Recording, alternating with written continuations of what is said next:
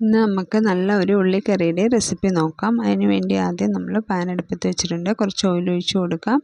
കുറച്ച് കടുക് ഇട്ട് പൊട്ടി വരുമ്പോൾ നമുക്ക് 2-3 സവോള വളരെ കനം കുറച്ച് അരിഞ്ഞത് കൂടെ ചേർത്ത് കൊടുക്കാം. ഇനി നന്നായി ഒന്ന് ഇളക്കി മൂപ്പിച്ചെടുക്കണം.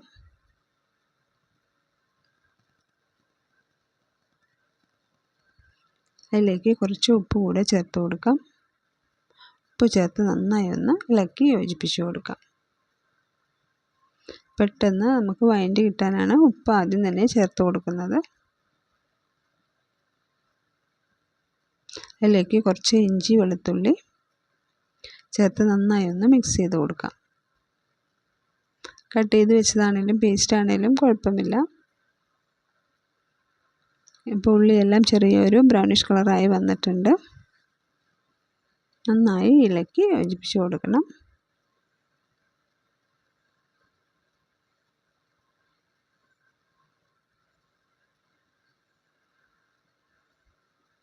ഏകദേശം സവാള എല്ലാം നന്നായി വഴണ്ടി വന്നിട്ടുണ്ട്.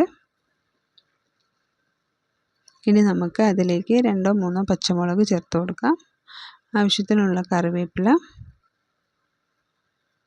ചേർത്ത് നന്നായി ഒന്ന് മിക്സ് ചെയ്ത് കൊടുക്കാം.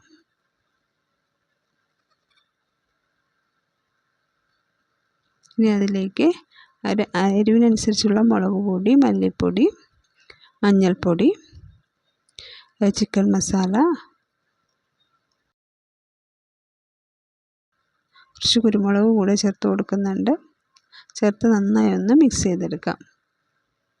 ചിക്കൻ മസാല ഇല്ലെങ്കിൽ ഗരം മസാല ആണെങ്കിലും കുഴപ്പമില്ല. ചേർത്ത് നന്നായി ഇളക്കി യോജിപ്പിച്ച ശേഷം നമുക്ക്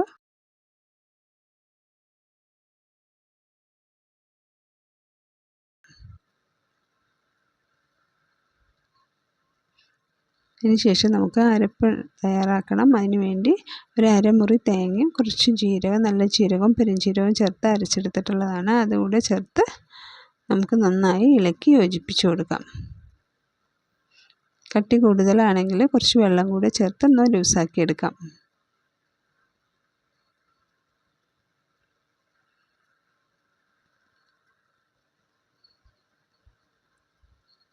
ഇപ്പോൾ നമ്മുടെ ഉള്ളിക്കറി എല്ലാം റെഡിയായി വന്നിട്ടുണ്ട്. വെള്ളം കുറവാണെങ്കിൽ കുറച്ച് വെള്ളവും ആവശ്യത്തിനുള്ള ഉപ്പ് കൂടെ ചേർത്ത് നന്നായി ഒന്ന് മിക്സ് ചെയ്ത് കൊടുക്കാം. ഇപ്പോൾ നമ്മുടെ ഉള്ളിക്കറി റെഡി ആയിട്ടുണ്ട്. എല്ലാവരും ഒന്ന് ട്രൈ ചെയ്ത് നോക്കൂ. വളരെ ഈസി ആയിട്ട് തന്നെ നമുക്ക് ഉണ്ടാക്കിയെടുക്കാവുന്നതേ ഉള്ളൂ.